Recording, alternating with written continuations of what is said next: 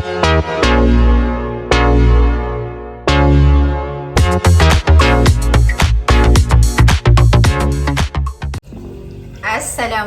everyone! Greeting of peace to all of you brothers and sisters. So ngayon guys, ipapakita ko sa inyo kung paano ko niluluto yung pagkain na kinain ko nitong last vlog ko. So, pasensya naman kasi guys, tatagalugin muna natin. Naglalaba kasi yung kasama ko, so medyo maingay. So, ayun guys, yung kinain ko the last time is yung may isda siya, tapos may green peas, tapos may corn, tapos meron din siyang gulay. So, since nakita nyo na yung video na yun, ganito pa rin yung damit ko guys, kasi nga, kinain ko yun ng katanghalian, mga ganun, mga katanghalian. So, papakita ko siya sa inyo guys kung paano ko siya ginagawa. Napakasimple lang yung recipe na to, walang arte, walang kahit na ano, basta may available ka na na ingredients, okie-dokie na yun. So, ayan, pinainitan na natin yung kawali. Magtatagalog muna tayo ngayon, guys, kasi nagtagalog din naman ako nung kinakain ko yun eh. Mainit na yung kawali. So, I'm using the olive oil. Ayan. Pasensya na guys ha, medyo maingay. Hindi lang naman ako yung nakatira dito. Marami kami. Ayan. Lagyan muna natin ng siguro mga isang kutsara to ng olive oil. Ito yung ginagamit ko. This is what I'm using. It's Rahma extra virgin olive oil. Ayan. Yung mga normal oil lang yung ginagamit ko kapag nagdi-deep fry ako kasi usually yung mga olive oil, it is not compatible for deep frying. So, ayan lang siya guys. Painitan muna natin yung mantika. So, ito yung mga ingredients. First things first. Ito, isda. The fish. Tapos, of course, the onion. And then, meron tayo dito beans. Kumbaga sa atin yung Baguio beans. And then, of course, hindi naman mawawala yung ating corn. Ayan. And green peas. Tapos, syempre, itong squid ball. Ayan. Hindi siya fish ball. Squid ball siya, guys. Ayan. So, I think mainit na yung ating... Yan, mainit na siya. So, lalagay muna natin tong onion. Okay lang yan. Kasi iba kasi guys yung luto kapag yung electronic at saka yung sinasabi nilang apoy. Yun, yung traditional cooking sa atin. Or gas. Even gas, iba talaga siya kasi natural naman yung na yun eh. Yung ginagamit natin. Parang butane siya. Yan. Ito kasi wala siyang apoy.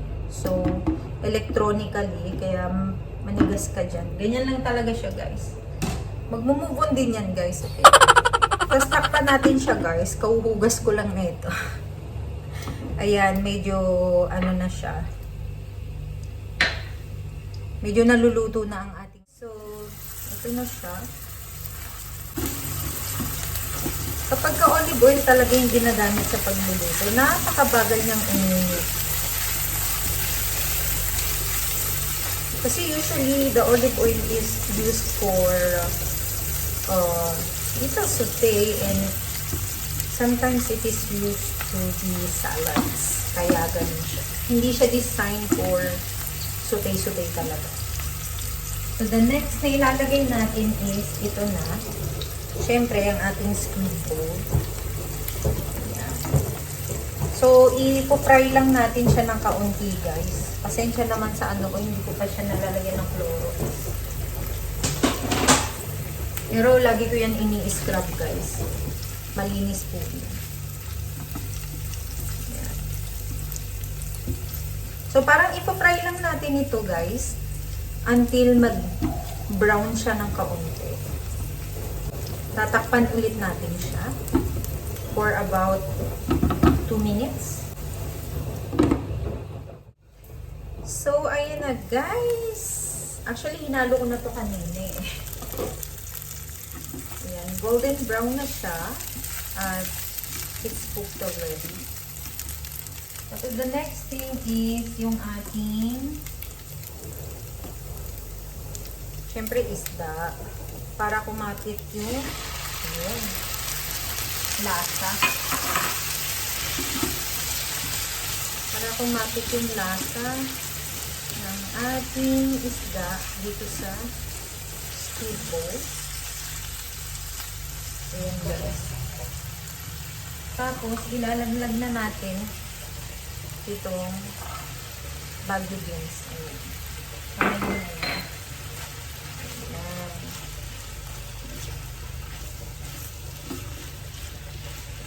Tapos guys, iano lang natin siya. I-rest lang natin siya ng 2 minutes. Okay, tatakpan ulit natin siya and let it rest for 2 minutes lang. Until ayun. Until ito ay maging okay na. Ayan. Kasi gusto nating maluto yung ano itong green peas ba to? Subhanallah. Itong bago. 2 minutes. Ito na siya.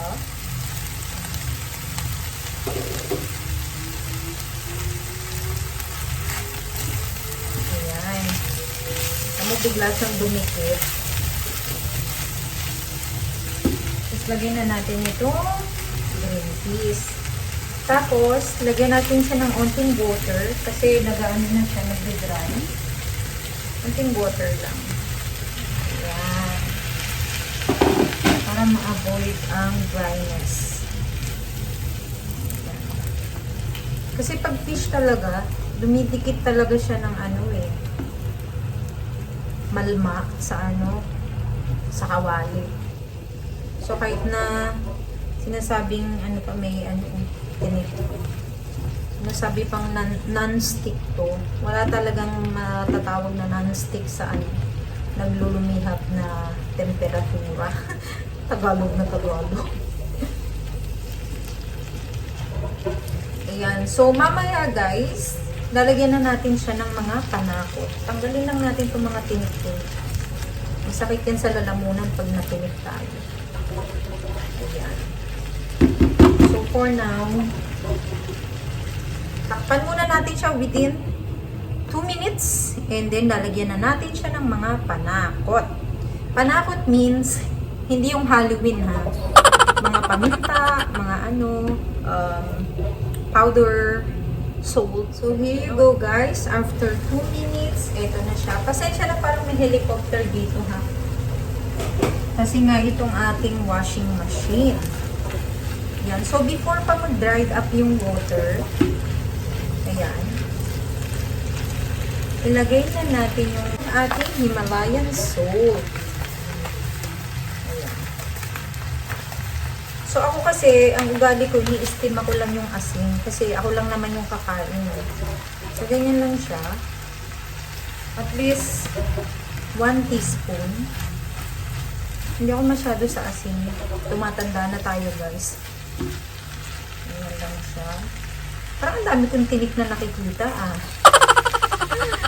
Tanggalin natin yung tinik, guys. Masakit sa lalamunan to, eh. Ayan. Kasi nadudurog na yung isda, kaya yung mga tinik, naglalabasan na siya. Ayan. Tapos after nito, syempre ilalagay naman natin ang ating black pepper. Baka mabuhos na naman, katulad ng vlog ko. Yan. Okay lang sa black pepper. Tapos, syempre, ilalagay na natin. This is the very most special talaga na ko. Yung Cajun spices. Hindi ako magluluto ng ng pasta, pero I really love this Cajun spices kasi may rosemary siya. Ayan. Nakita niyo itong brand na to. Rahma. Rahma. Rayhana. Ayan. Siguro ito yung may-ari. Tapos ganyan siya. Halo-halo siya. So, I always put 1 spoon. Ganyan. Tapos let's mix it up. And Ayan, may nakita na naman akong tinik, guys. Bakit ang daming nakalagpas na tinik today? Hindi ata tinik yun. Ito ata yung gawa ng rosemary. Ayan. Alright. Tapos, last but not the least is ito, oyster sauce. Ito yung pinaka-highlight, guys. Ayan. Ayan, ano na yung washing machine. Lagay natin ng siguro mga 2 spoon. Tapos, ang ending, halo-halo ulit.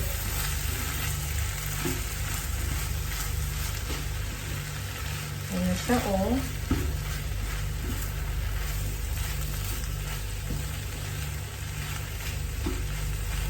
Tapos, hinaan ng apoy. Tapos, lagyan ulit ng onting olive oil. Kasi nilagyan natin siya ng tubig. So, medyo lumabnaw siya, guys. Gawa siguro ng evaporation ng vegetables. Ayan. So, we will let it rest for 5 minutes. And I'll show you guys kung ano ang kinalabasan ng ating recipe. And I'm gonna do the tasting as well. Alam nyo naman, napaka-transparent ko sa aking mga komento. Whether you like it or not, ganun talaga ako. Ayan. So, tatakpan lang natin siya at pagpapahingahin na 5 minuto. Ayan na. Okay guys, magbabalik po tayo mamaya kapag medyo malamig-lamig na siya. Okay? So, hello guys! Welcome back to my YouTube channel. So, here you go. After na mapalamig natin siya, guys. Ito na siya ngayon. Katulad ng nakita nyo nung nagmukbang ako sa harapan nyo. So, titikman na natin siya, okay? Yan, ako lang yung kanan ko. Kasi ito yung kanan, tas ito yung kaliwa. So, yan. Bismillah.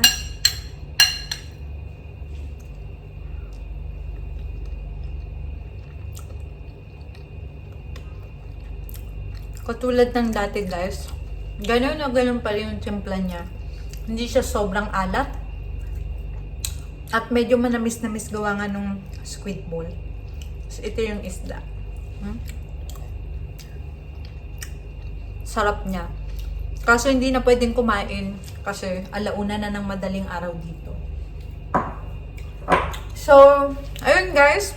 I will put the ingredients on the description box below. So, nasa inyo pa rin kung gaano karaming quantity yung gagawin nyo. But for me, I'll just put there in the description box below kung ano yung mga quantity na nilalagay ko dito para makapagluto.